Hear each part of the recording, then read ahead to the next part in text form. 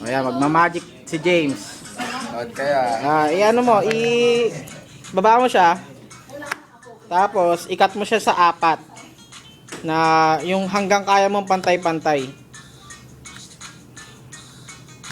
Yan. Tapos, simulan mo dito. Kunin mo yung cards lahat.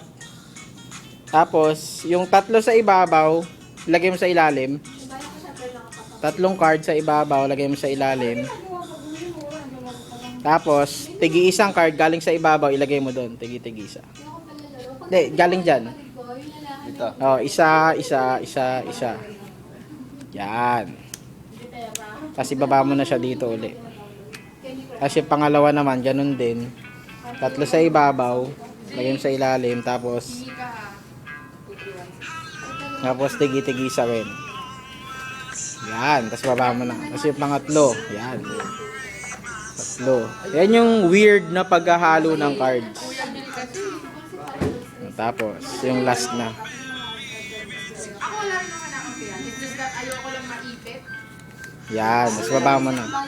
Ngayon, dahil sa ginawa mong paghahalo ng cards, yung ikaw na mismo nag-cut, di ba? Tapos, ikaw rin ang naghalo-halo ng cards. Correct. Ano sa tingin mo? Ano yung pinakamataas na card sa pusoy o kaya sa tong-it? Ay, hindi. Yung ano sa pusoy pala. Sa poker. Ace. Alas. Sa tingin mo na palabas mo lahat yung 4 na alas dyan sa ibabaw. Pagkataas mong halo eh. Ang chances nun, 1